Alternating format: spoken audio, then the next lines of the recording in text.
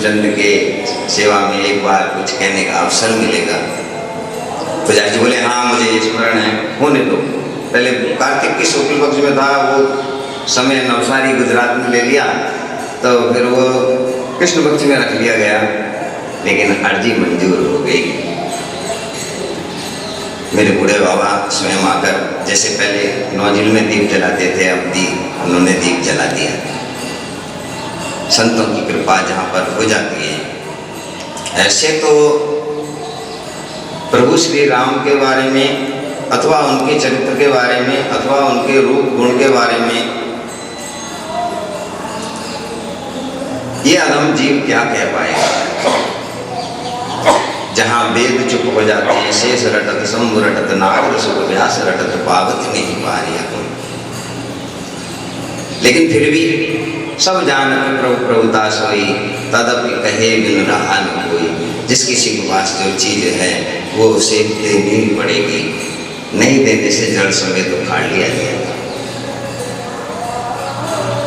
प्रकृति ने एक नियम बनाया हुआ है। दो तरह के वृक्ष होते हैं।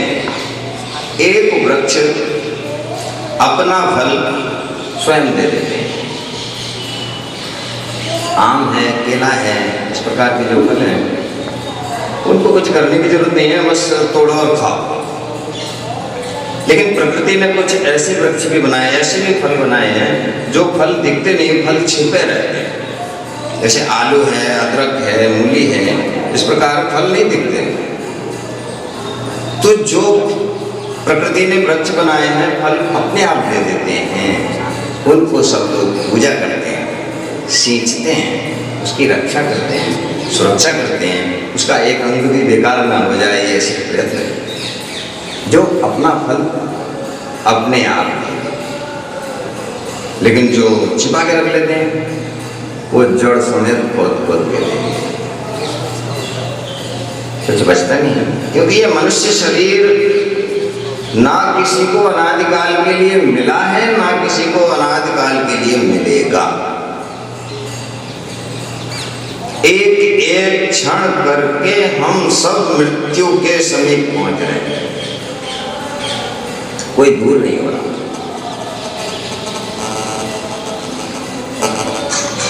तो प्रभु श्री राम के सामने ये समस्या अनादि आई। जब से सत शब्द आया तभी से असत शब्द आ गया, जब से दिन आया तभी से रात आ गई, जब से सत्य आया तब से असत्य आ गया, जब से धर्म आया तब से।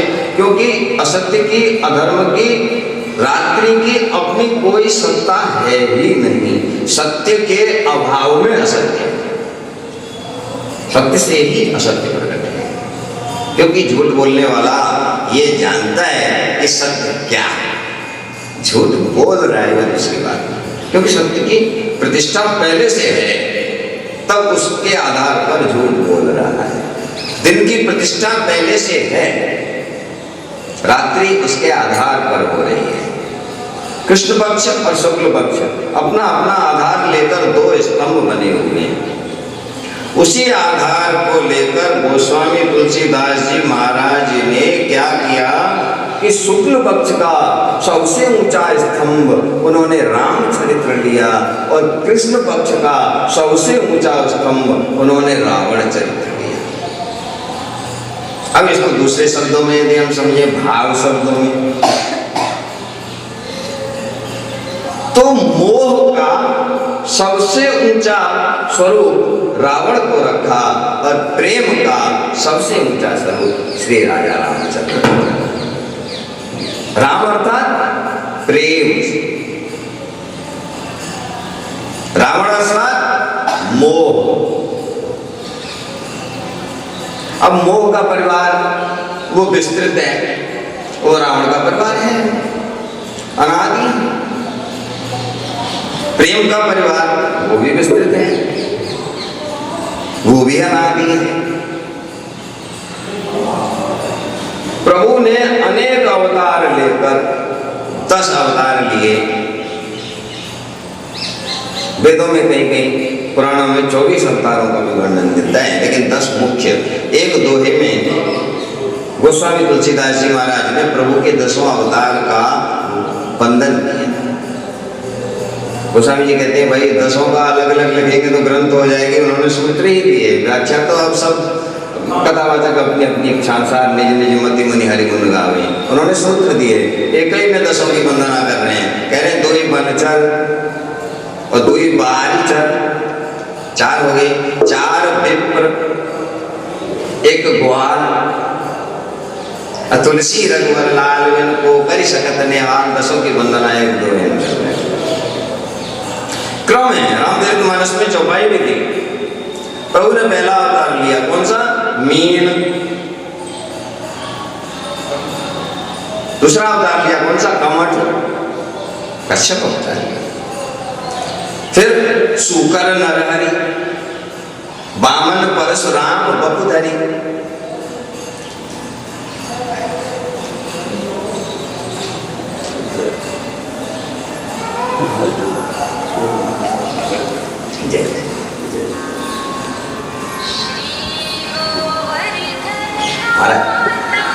अरे प्रभु,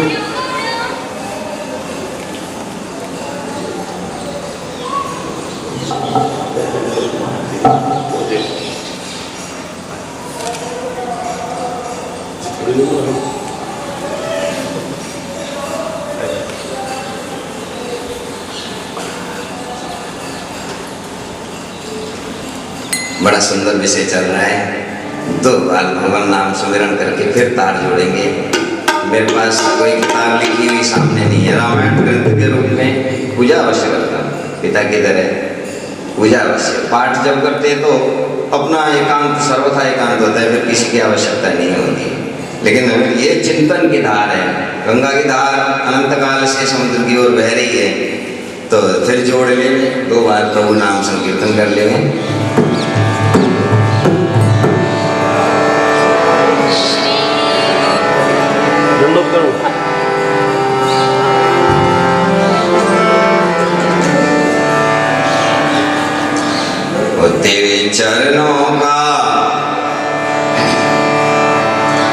तेरे चरणों का मैं हूँ गुलाम,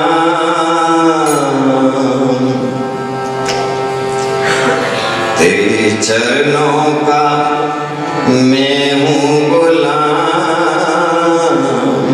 ओ मेरे अलवेले राम, तेरे चरणों का मैं हूँ गुलाम, मेरे अलवेले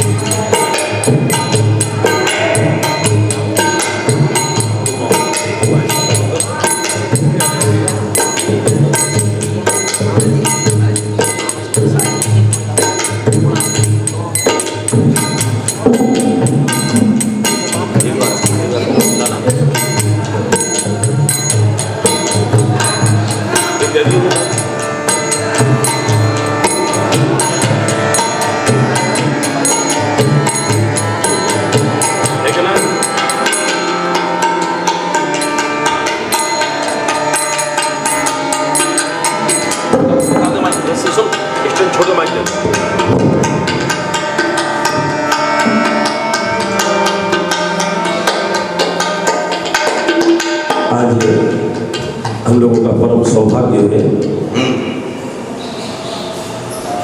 कि मानस सम्राट,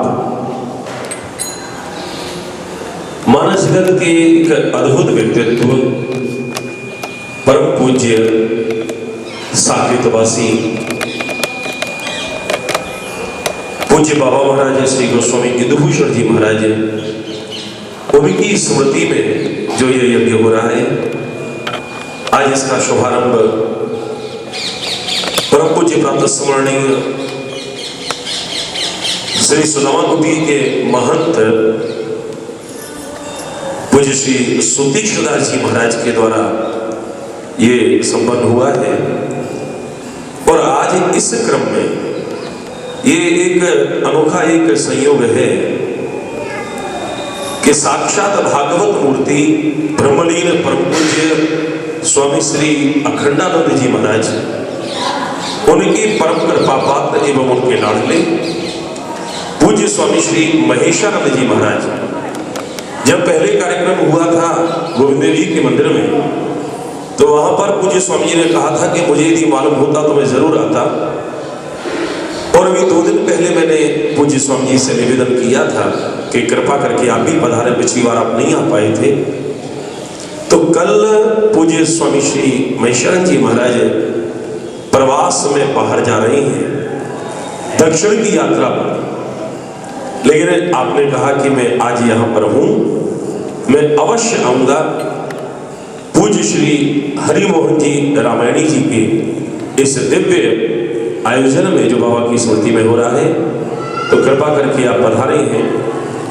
क्योंकि हम लोगों को भी आज मैंने आदेश का पालन किया है व्यासपीठ का, आज मेरे परिवार में भी एक मांगलिक और सांस्कृतिक कार्यक्रम है, तो मैं वहीं के हिसाब से आया हूँ, यहाँ के हिसाब से नहीं, क्योंकि वेश दूसरा होता मेरा भी, हर एक जगह की गणवेश दूसरी होती है, लेकिन यहाँ से वहीं के लिए मैं तैयार होकर के आया हूँ।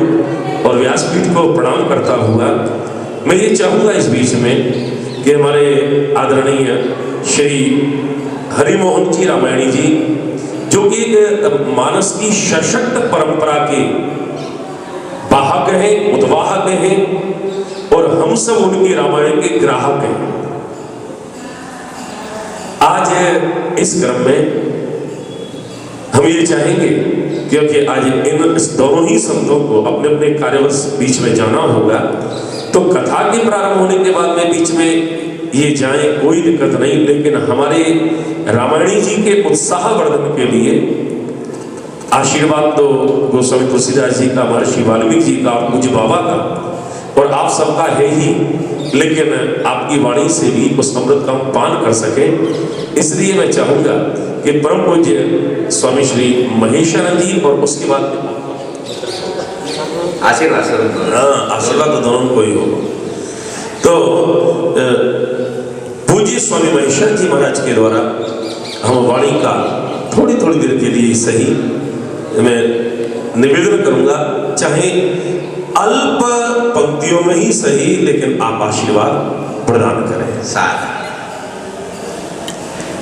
हमारे पूज्य श्री हरिमोहन जी रामायणी, जब इससे पूर्व जो कार्यक्रम हुआ था गोविंद जी के मंदिर में, तो मैं क्या कहूँ, मैं खुद भी सुनने वहां पर गया था, और एक दिन नहीं लगातार कई दिन, और मैंने ये अनुभव किया कि बाबा का जो भाव है इनके बीच में से जब प्रकट होता था तो बाबा की याद ताजा हो जाती थी, और उस याद के लिए हम आज लाला बाबू के मंदिर में बैठ करके आनंद ले रहे हैं।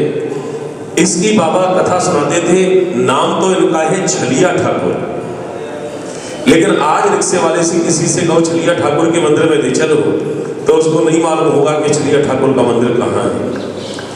लेकिन बाबा ने इसकी बहुत बड़ी एक बंगाल के जिनके ये मंदिर जिनके नाम से है लाला बाबू जी का, उनकी मुझे कथा सुनाई थी। वो यहाँ पर मैं भी विस्तार नहीं, वो 9 दिन में फिर कभी आगे की बात कभी फिर बतलाएंगे, लेकिन अभी पूज्य स्वामी श्री महेशानंद जी महाराज के द्वारा हम वाणी का आशीर्वाद प्राप्त करना चाहेंगे। तो सब काम में सेट कर दूंगा, तुम हाथे सेट रखिए सब विद्या में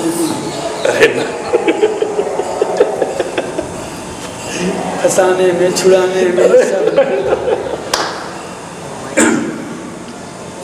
नारायण नारायण नारायण।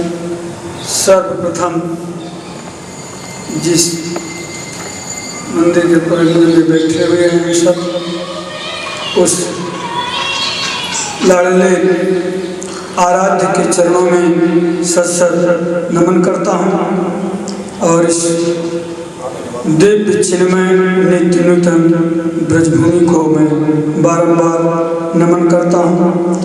व्यासपीठ पर विराजमान हरिमोहन जी और हमारे परम आदरणीय श्रद्धेय सुदामा कुटी के महंत जी महाराज और जिनका मेरे प्रति अति स्नेह और प्रेम है, आज से नहीं लगभग बचपन से ऐसे हमारे श्रद्धेय आदरणीय श्री डॉक्टर मनोज मोहन गुरुदेव के दिए हुए